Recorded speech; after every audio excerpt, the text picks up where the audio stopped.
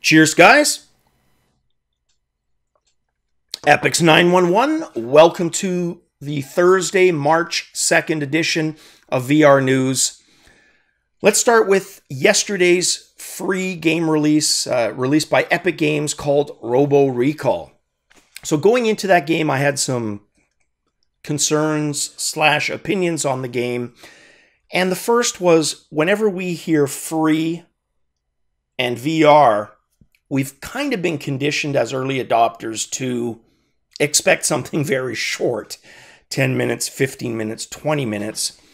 So an honest thought I had, or a concern, was, oh man, I hope this is longer than 15, 20 minutes. Robo Recall, that is.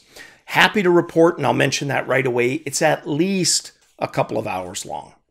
So I blew through the 20, 30-minute mark, and I'm still at the beginning of the game, having played just over an hour. The rest of it, at its core, it is an FPS wave-based game. So if you are so sick of those, we won't mention you, but you know who you are, yeah, stay away. If you don't feel that strongly and you're willing to entertain that style of game if it's good, give this a shot, okay? Give this a shot if you've tried raw data on a buddy's Vive system, or maybe you own a Vive too. If you like this and you haven't played raw data, the other side of that argument from me to you would be buy raw data as well when it comes out, because it's not only more of this, it's better. I think raw data is better than the Robo Recall experience, but I thought the Robo Recall experience was good. It wasn't mind-blowing because it didn't bring a lot of new to the table. What it does bring to the table is polish, a very high level of polish, a nice aesthetic. The game's graphics fit. They make use of the Unreal Engine and prove it can be done without looking like a blurry frickin' mess. I'm looking at you, Siren. It can look crisp, and this certainly looks crisp. The animations, the death explosions, the death physics explosions for robots, amazing. They are to robots, those explosions, what the organic explosions are in Arizona Sunshine for that game. Very, very similar, but robotic parts. Some of the little touches, being able to grab a robot and rip an arm off, very cool. Catching bullets. But a lot of that isn't new. It's stuff that's kind of cobbled together, ideas that we've seen in other places. But again, unless you despise that type of game, you're probably still going to enjoy this because of those positives. So if you haven't, definitely give it a shot. Next update has to do with Star Trek Bridge Crew. This isn't a bad news update, a third delay that it's going to be 2018 or some nonsense now. No, this is an announcement from the devs indicating 40 plus hours of gameplay, which is freaking awesome. Really cool for the devs to come out and say that. Now, that is 40 hours spread across all game modes. So whatever's offered in the game, the 40 hours are all of that bunched together. Now, with that said, that's still pretty damn good. What I love about this game is we've had naysayers talk about VR, and we've beaten this to death with the antisocial accusations, right? The loner brigade stuff, all that crap that we've heard. Star Trek Bridge Crew is going to turn that crap on its head and say, you don't think multiplayer works in VR? Try this. Haven't tried it yet, but seeing the dynamic and just imagining it is such a powerful use of multiplayer that can be extended to, and my imagination went a little wild. We talked about this a couple of months ago, kind of in summary too, as, okay, this is an example where it's a starship. We could do this with a submarine or a tank, right? You, your buddies, everybody manning their own stations, but working as a team for a common goal. If that isn't multiplayer, like the definition of it, I don't know what is. So very, very cool. All right, PlayStation developing new first-party PlayStation VR games that support the AIM controller. So they were asked this question at the GDC event, And that was their response. Specifically, Tom Bruckbach from Sony indicated that these aren't just patching old games, although there is one. They mentioned Brookhaven Experiment as being one that they are retro patching for the game controller.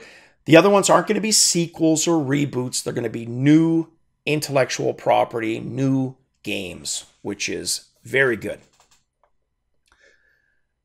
Next news story, Microsoft confirming this. It was also at the GDC. So there's a lot of hard questions that were being asked, which is good. And this hadn't crossed my mind, but Microsoft was asked if Windows Holographic is going to block Rift or Vive users.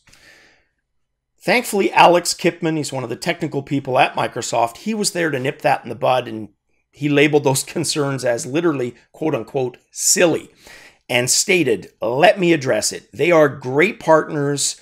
We share an ecosystem.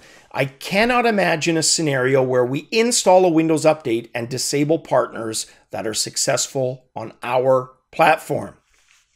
Even if there was some evil plan, imagine what customers would say. And as you know, we are a customer-obsessed company. So I hadn't thought that before.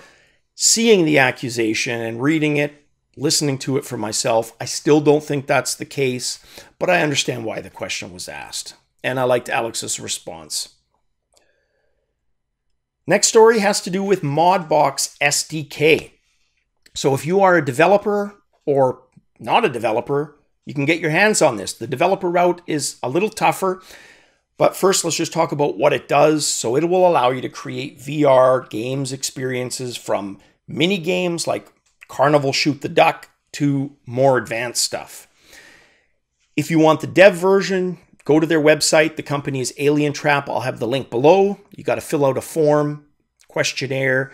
Somebody contacts you and you go about it that way. If you're just buying it, $11.99 US on Steam, and it's yours. That's not a bad price.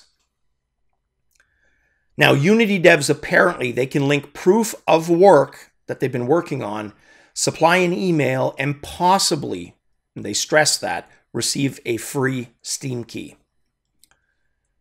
This next story, also from the GDC, on hand at the Qualcomm booth was a Qualcomm standalone unit embedded with LeapMotion hand tracking. This will tie into the next story, but I thought this was really cool. Upload VR writer who tested it said it was very stable. There was just 2 minor instances where tracking was lost, the hand tracking.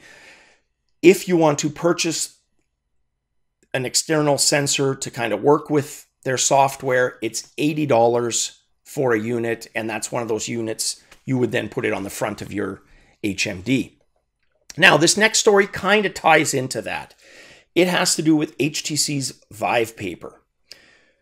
We talked about VivePaper back in August, and what I said back then was this is an attempt to virtualize magazines, glossy publications, with a VR HMD, have a magazine rack in VR there, grab a magazine, read through it, have your space change the atmosphere to reflect what you're reading. So if it's, medieval Japan, boom, you've got that surrounding you with murals or whatever it happens to be. Now, tie that in with the LeapMotion style tracking, and you've got the ability to really do something with electronic reading. Like, that has a lot of potential to have your hands and the flexibility to move pages. I can't wait to see what happens 5 to 10 years from now with this. But what they showed this time that they didn't show in August as well was a physical booklet with those QC graphics, that cameras recognize, embedded throughout. And what it's designed to do is while you're holding it, whatever magazine you happen to be reading, those codes will trigger events like some of the graphic multimedia events, turning a page, for example, the QC animation, all of that ties in to create the whole experience. Very cool. In fact, so cool, I'm probably going to try that when it's fully released, because that just sounds amazing. And I haven't done a lot of magazine reading. I used to, National Geographic, Science, Sky Telescope, archaeology stuff. There's a lot of, geeky publications that would probably be awesome in VR, viewed that way. All right, this next story, HTC asking if they're going to follow suit and slash prices like Oculus did the other day when they dropped their touch controllers by $100 and $100 off of their base HMD set. Now, Vive released a statement saying, "We don't feel the need to cut the price of Vive as we've had an incredible success and continue to see great momentum in the market. We built a strong ecosystem made up of Viveport, ViveX, Vive Tracker, and Vive Studios, and remain laser focused and are not changing our strategy of delivering the best and most comprehensive VR products to both devs and consumers." I think that's all fine and dandy, but one important consideration, which hopefully, and they get paid a lot to have these considerations, they've considered. And that is simply, they benefited from a lot of bad luck to their competition. They had a competitor that was sued and had all kinds of supply chain issues. So while they have 100,000 plus units over their competitor, I wouldn't chalk that all up to just their, self-belief in a superior product. That may be part of it, but there's more to the story. And I think what you're going to see is they're going to realize that over the next couple of months that this might allow Rift to not just catch up, but surpass them. And I can pretty much guarantee when that happens, they will start dropping prices. So it'll be interesting to follow. This next story was one of those you had to witness it, cool gaming historical events. And let me explain. So John Carmack at the GDC gave out an award. Now, the GDC typically has an annual award show. One of those awards is the Lifetime Achievement Award. The winner this year, Tim Sweeney of Epic Games, who we just talked about with Robo Recall, for example. He was handed this to Carmack. Now, on the surface, most people will think nothing of that. But those of us who've been around, especially in the late 90s during the graphic accelerator wars, these guys were pretty much mortal enemies at one time. Now, obviously, they were friendly enemies, but no, it was cutthroat. Unreal had Unreal Tournament for multiplayer. Quake had, Quake for multiplayer. They both offered engines to developers. And yeah, you could argue that Unreal probably got, the better of the deal for longevity for its engine and profits, but it didn't do too bad either. So just seeing that, because they showed a picture of them 20 years ago during the height of that war, to now was a cool little comparison to see that, recognizing the history. So very cool. And congratulations to Tim Sweeney. I think that was certainly a well-deserved award. This next story, Marble Mazes brought into VR is, according to these guys, family-friendly fun. Now, when I was a kid, we had these units called Labyrinth from a company called Brio in Sweden. They built these the year after the World War II in 1946. Wooden maze, 2 dials. You tilt when you turn one horizontally, the other vertically. Get a marble from the start of the maze to the end without dropping in holes. That's what this is. That's what they're offering, but with an added twist. Kids can reconfigure the maze, take a picture of it, and with an Android or Apple iPhone, visit their maze with an included pair of Google Cardboard style HMD. That's a pretty cool concept and can probably play babysitter for quite a few hours. So I'm sure some parents are going to enjoy this. More information on the website, which is the Seedling website. It's $59.99 US if you're interested. And that gets you all of that. The viewer, 3 marbles, the wooden blocks, reusable paper grids, etc.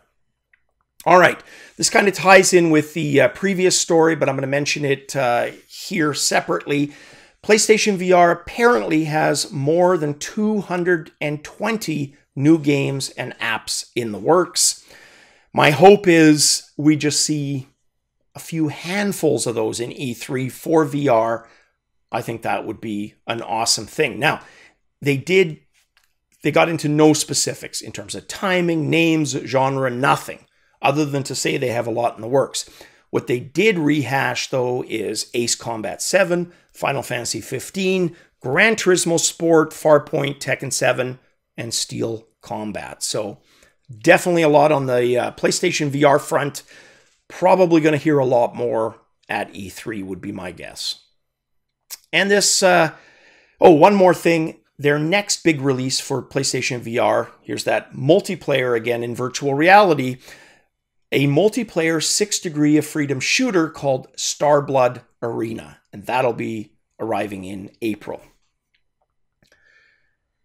And the last story, Nearpod, educational VR company, has raised $21 million for their virtual reality education funding. Brings their total up to about $30.2 million. They've got a relationship with more than 10,000 US schools. I think they estimated it was 1 in 10 US schools are using this.